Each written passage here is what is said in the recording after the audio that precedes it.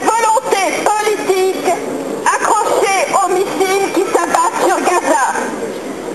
Le premier volet est de repousser à jamais la création d'un véritable État palestinien en approfondissant le fossé géographique et politique entre la bande de Gaza et la Cisjordanie, entre le Hamas et les composantes de l'OLP, à commencer par le Fatah.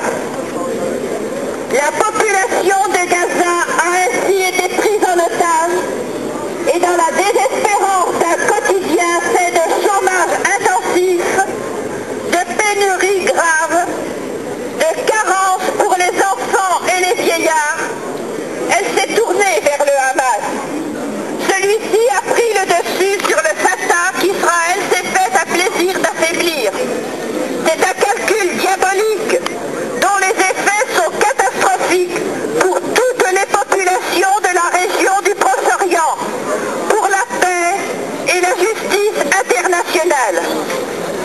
Aujourd'hui, face aux tirs de roquettes, Israël, la quatrième armée du monde, a frappé sans aucune retenue la bande de Gaza, semant la mort comme à son habitude.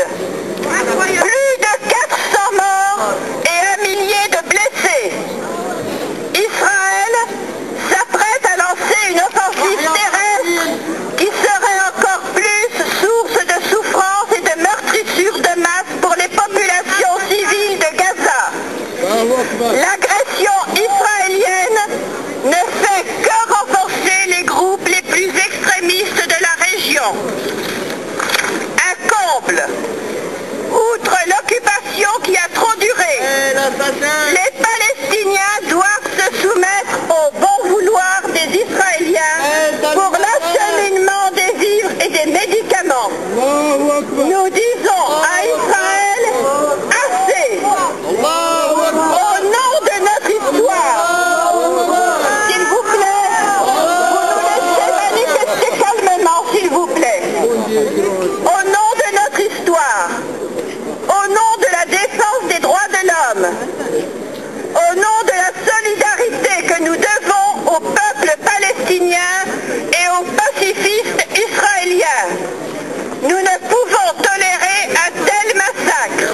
L'offensive militaire israélienne à Gaza, d'une violence jamais vue, suscite une très grande émotion et une indignation légitime. C'est une punition collective particulièrement meurtrière, un crime de guerre selon la 4e Convention de Genève qui est perpétré contre le peuple palestinien. Personne ne peut croire que cette agression dévastatrice pourrait, comme le prétendent les dirigeants israéliens, conduire au rétablissement de la sécurité. Au contraire, en agissant ainsi, les autorités israéliennes choisissent l'escalade. Jusqu'où? Plus de 50% des habitants de la bande de Gaza sont au chômage, sans eau, sans électricité, sans ravitaillement normal en denrées de base. La vie quotidienne est devenue un enfer. Aucun peuple ne pourrait supporter un tel traitement et une telle volonté d'écrasement et d'humiliation. Le silence de nos dirigeants ou leur renvoi à une responsabilité partagée entre Israël et les Palestiniens est intolérable. Le président de la République française, son premier ministre Fillon, les ministres Kouchner et Yad ne peuvent plus rester sans voix et sans initiative devant cette situation. Sous peine d'être sévèrement jugés pour non-assistance à peuple en danger. Pour la population de Gaza, la France doit sortir de sa réserve inacceptable. clairement, la France condamne l'offensive israélienne. Sollicite en ce sens l'ONU et les instances européennes et prennent toute disposition pour venir en aide aux populations martyrisées. La France doit exiger d'Israël l'arrêt des opérations militaires, la levée du blocus de Gaza, le retour à la négociation, l'application des résolutions de l'ONU pour un règlement politique garantissant notamment le retrait des territoires occupés et le démantèlement des colonies, la suspension des accords de coopération avec Israël, accords conditionnés à l'application du droit international en matière des droits humains.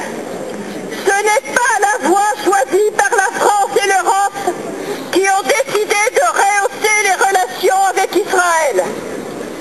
Avec cette décision, on a récompensé Israël pour avoir violé les accords des droits de l'homme et le droit international, affirme El-Khoury, délégué de la Palestine en France. Israël ne peut pas se placer éternellement au-dessus des lois internationales.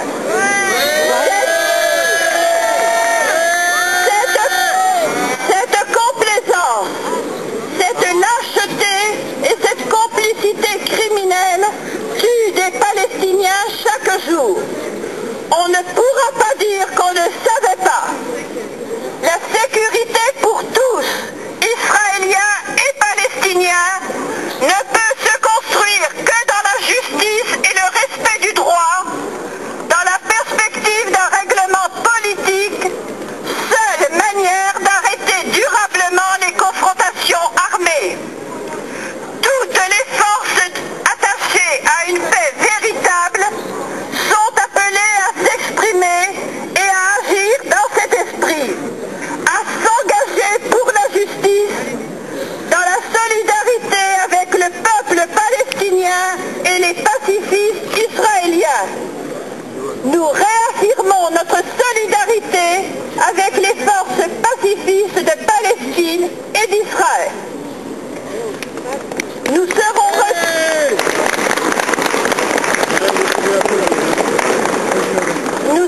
reçus par la préfecture dans la semaine qui vient et nous y déposerons une motion allant dans ce sens, motion largement signée par les associations dijonnaises et côte-d'Orienne, et je dois dire nous avons été rejoints par le Parti socialiste juste avant cette manifestation.